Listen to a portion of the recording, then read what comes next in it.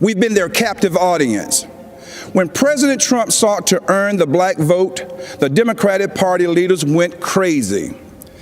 Nancy Pelosi and Chuck Schumer literally started wearing kente cloths around the U.S. Capitol, as if pandering were enough to keep us satisfied. Let me tell you why I'm supporting our president. I grew up in the South, in Laurel Hill, North Carolina, Scotland County, the Green Pond community to be exact. My parents, Robin and Rufus Jones, built with their own hands a 4-room cinder block home with no indoor plumbing. They had very limited education, but they instilled in us a strong work ethic that drove me from those tobacco fields of North Carolina to those hallowed halls of the Georgia General Assembly. My parents taught me if I believed in God, worked hard, and treated every person fairly, there was no limit to what we could achieve. I attended North Carolina Central University, an historical black college. For generations, HBCUs have been the incubators that develop black scholars in math and science and religion, engineering, and politics. They have been important springboards for the black success. But Democrats haven't treated them that way. When President Trump took office, he changed everything. He delivered historic funding to HBCUs, and he guaranteed it for 10 years, something that's never happened in the history of this country. That gave our HBCUs stability, the chance to grow, and produce the next generation of black leaders. That's right, Donald Trump did that.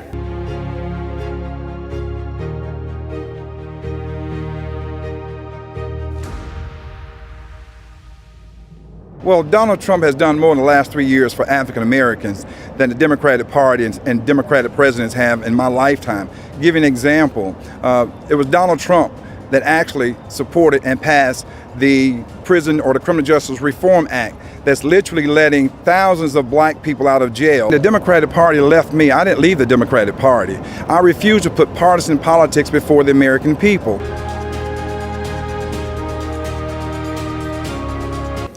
The president also built the most inclusive economy ever, with record low unemployment for African Americans and record high participation in the workforce. He put opportunity zones in the Trump tax bill that would drive investment into our communities for decades to come. He put the interests of American workers, and especially black workers, first. That's right, Donald Trump did that. He delivered historic criminal justice reform. He ended once and for all the policy of incarceration of black people, which has decimated our communities, caused by no other than Joe Biden. Democrats wouldn't do it, Obama didn't want to do it, and Joe Biden and Kamala Harris definitely wouldn't do it. But Donald Trump did it. He's also working every day to make our communities safer.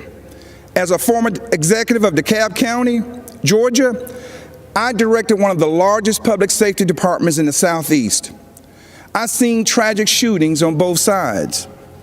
Officers killing citizens and citizens killing officers in the line of duty. Police officers are our fellow citizens. They live in our country. They have families too. They live in our communities. Unfortunately, Democrats have turned their backs on our brave police officers. They call it defunding, and it's a danger to our cities, our neighborhoods, and our children. Isn't it ironic that Democrat politicians have personal security to protect them? So why don't they forego their security and replace them with social workers, especially since that's what they want for you and me? Our police need more funding, not less, for frequent psychological examinations, for non-lethal remote restraint technology, and for more de-escalation and use of force training. These are the common sense solutions that President Trump supports.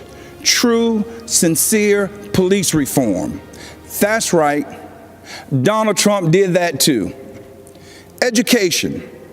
jobs, safety, security, on issue after issue.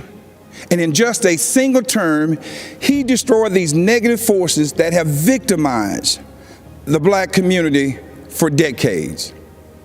He gave us the opportunity to rise.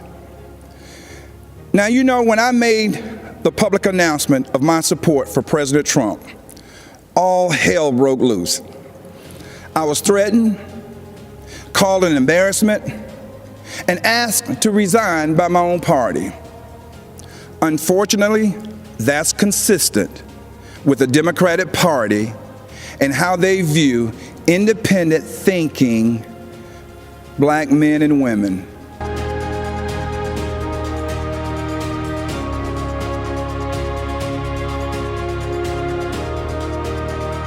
I'm going to remain on the battlefield. I'm going to complete my term. I'm going to continue to put my country before my party. Black voices are becoming more woke and louder than ever. The Democratic Party has become infected with a pandemic of intolerance, bigotry, socialism, anti-law enforcement bias, and a dangerous tolerance for people who attack others, destroy their property, and terrorize our own communities. That's what this election is all about.